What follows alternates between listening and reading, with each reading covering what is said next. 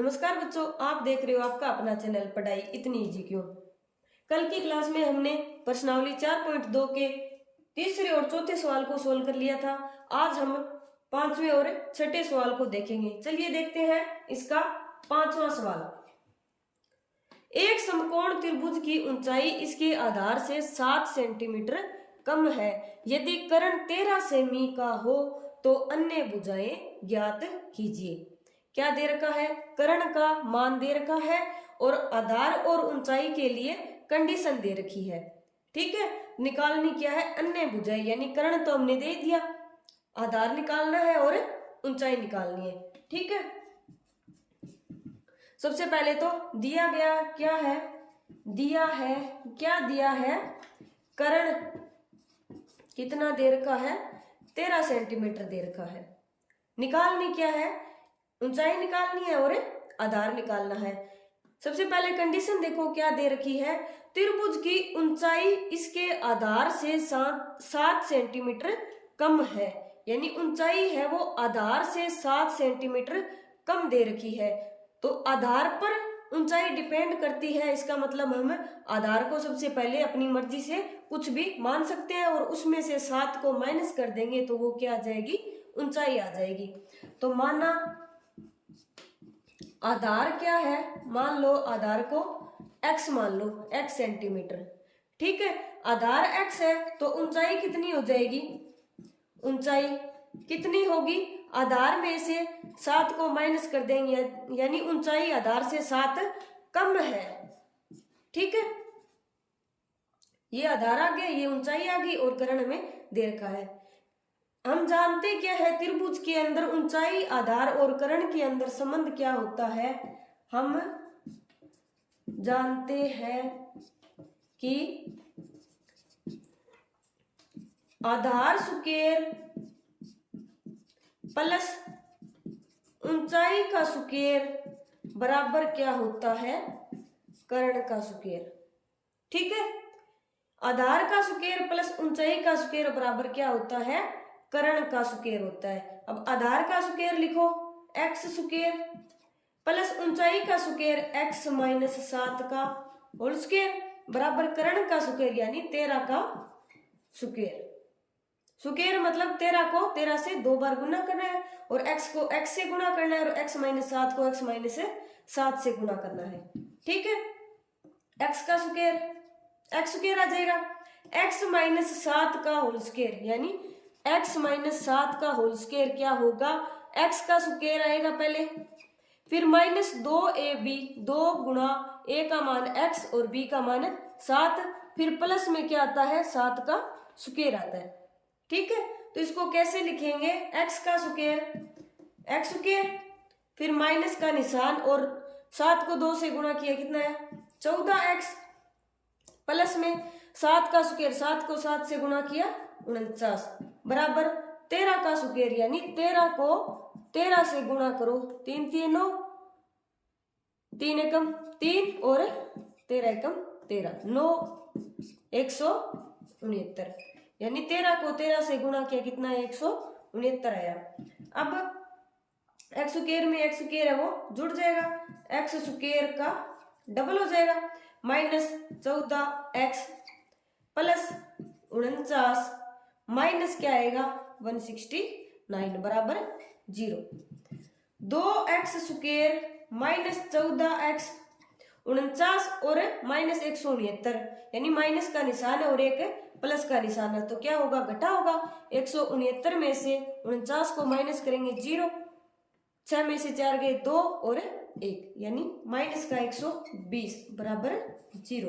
अब देखो इसमें सभी में क्या है? 2 का भागदार है, यानी 2 सभी में क्या है? कॉमन है, तो 2 बाहर ले लेंगे और अंदर क्या बच गया? x square. 14 में 2 का भाग देंगे, कितना आएगा? माइनस का 7x और माइनस का 120 में 2 का भाग देंगे 60 बराबर 0। ठीक है, तो अपनी से द्विघात समीकरण क्या बन जाएगी? 2 का इधर जाएगा तो भाग हो जाएगा और 0 में 2 का भाग देंगे 0 ही आएगा। तो द्विघात समीकरण क्या बन गई अपनी? x square minus 7x minus 60 बराबर 0। ठीक है, अब -7x को ऐसे भागों में विभाजित करना पड़ेगा ताकि गुणा क्या आ जाए -60 और जोड़ क्या आए -7 आए। ठीक है, और गुणा क्या आना चाहिए, गुणा तो आना चाहिए -60। -60 कैसे आया, ए और सी होता है अपना गुणा, ए का मान 1 और सी का मान -60, -60 और 1 का गुणा 60, और योग कितना आना चाहिए, योग होता है b। ठीक है, और b क्या है अपना -7, यानी योग तो आना चाहिए -7 और गुणा कितना आना चाहिए -60। अब माइनस लाने के लिए गुणा के अंदर एक निशान तो आएगा प्लस का और एक निशान आएगा माइनस का, यानी दो संख्याओं का गुणा माइनस कब आएगा, जब एक प्लस की संख्या होगी और एक माइनस की संख्या होगी, और योग कितना है -7। प्लस का हम 1 लेंगे तो माइनस का 7 लाने के लिए माइनस का क्या करना पड़ेगा, -8। अब देखो जोड़ तो -7 आ रहा है लेकिन गुणा क्या आ रहा है, ये -7 आ रहा है, 7 तो जोड़ आ रहा है और गुणा क्या आ रहा है -8। अब 2 लेंगे कितना आएगा -9, 9 दूए 18 नहीं होगा। 3 लेंगे कितना आया, यहाँ पर 10 आएगा, यानी जोड़ तो -7 आ रहा है लेकिन गुणा वो 60 नहीं आ रहा है। 4 लेंगे तो क्या होगा -11। 5 लेंगे तो क्या होगा -12। +5 और -12 जोड़ कितना हुआ -7, और 5 और 12 यानी 12 5 60, क्या आ गया माइनस का 60 आ गया, यानी -7 को क्या लिखेंगे +5 और -12 लिख देंगे। x² +5x और -12x जोड़ हो गया -7 और माइनस का 60 बराबर 0। ठीक है, अब इन दोनों में पहले 2 में और लास्ट 2 में क्या लेंगे, कॉमन लेंगे।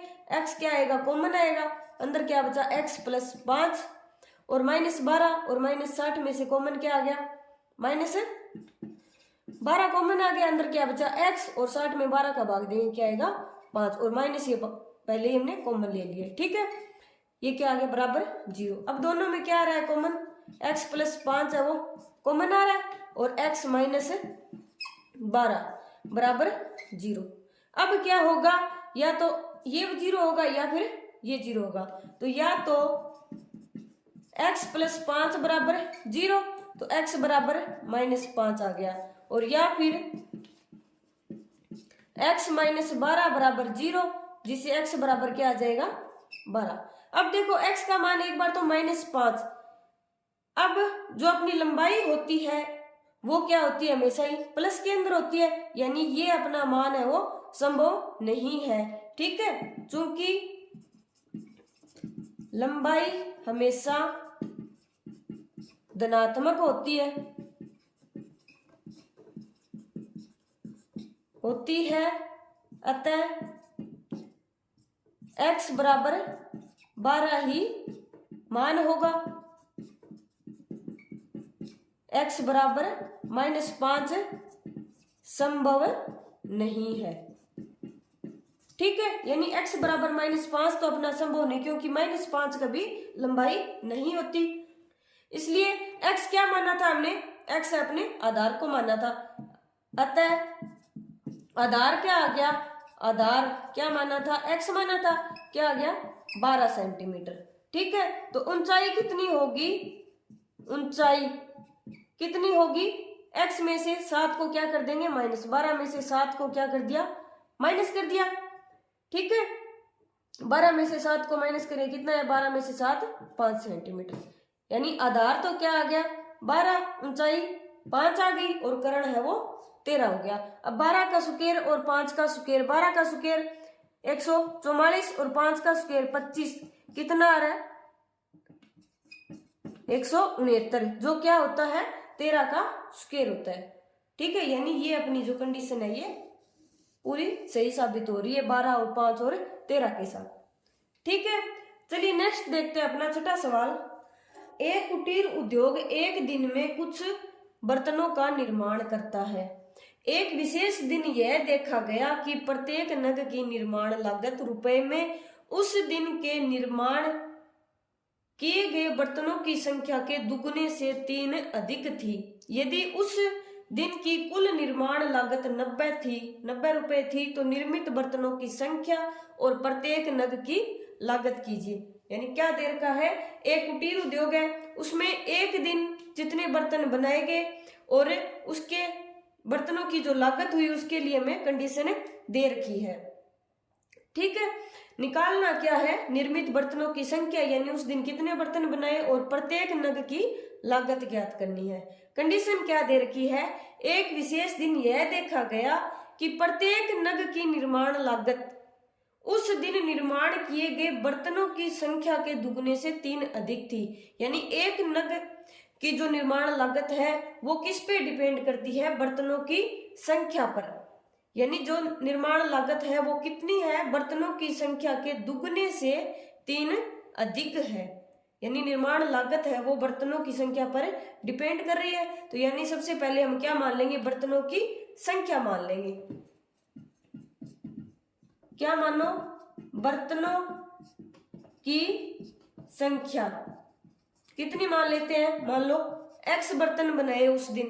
ठीक है, तो एक नग की निर्माण लागत, तो प्रत्येक नग की निर्माण लागत कितनी होगी, बर्तनों की संख्या के दुगने से 3 अधिक है। यानी बर्तनों की संख्या होगी, इसका दुगना करो और 3 क्या कर दो, अधिक कर दो। ठीक है, यानी इतने रुपए हो गए।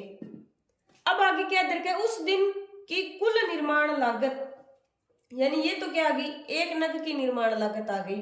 कुल यानी x बर्तनों की निर्माण लागत कितनी होगी, 90 रुपए होगी। यानी एक बर्तन की निर्माण लागत तो इतनी है, तो x बर्तनों की क्या होगी, इन दोनों का गुणा हो जाएगा। प्रश्नानुसार कुल निर्माण लागत कितनी दे रखी है, कुल निर्माण लागत कितनी दे रखी है, 90 रुपए। कुल निर्माण लागत क्या होगी, बर्तनों की संख्या को एक बर्तन की निर्माण लागत से गुणा कर देंगे तो कुल बर्तनों की निर्माण लागत आ जाएगी। यानी x को 2x + 3 से गुणा करेंगे तो कितना आ जाएगा, 90। यानी 4 बर्तन है और एक बर्तन का मूल्य इतना है, तो 4 बर्तनों का मूल्य, 4 को 1 से गुणा कर देंगे, एक की निर्माण लागत से क्या आ जाएगा, 4 बर्तनों का मूल्य आ जाएगा। अब इन दोनों का क्या करो, गुणा करो, x का 2x के साथ 2x स्क्वायर, फिर x का 3x के 3 के साथ 3x, और प्लस का है इधर आएगा माइनस का 90 बराबर 0 बच गया। अब क्या करना है हमें, इसके 3 को 2 पार्टों में विभाजित करना है और गुणनखंड विधि से हल करना है। तो इसके लिए क्या करेंगे, 3 को 2 भागों में विभाजित करेंगे। कौन कौन से विभाजित करेंगे, ताकि उनका जोड़ तो क्या है 3 है और योग क्या है a और c, यानी 2 और -90 यानी 180 आए।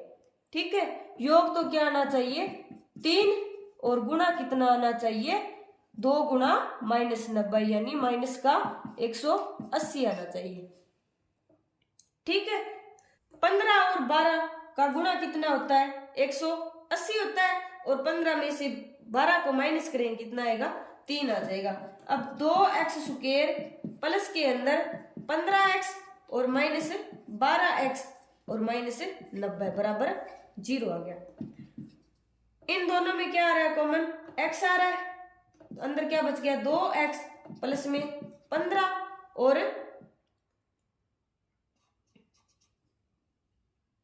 इन दोनों में क्या आ रहा है कॉमन, 12 और 90 में कॉमन क्या आएगा, इसमें कॉमन 12 और 90 में किसका भाग जाता है, 6 का भाग जाता है दोनों के अंदर, और 6 बार कॉमन ले लिया, अंदर क्या बच गया 2x और निशान माइनस का बाहर आ गया प्लस का, और 90 में से 6 कॉमन ले लिया यानी 15 छिके 90, 15 अंदर आ गया बराबर 0।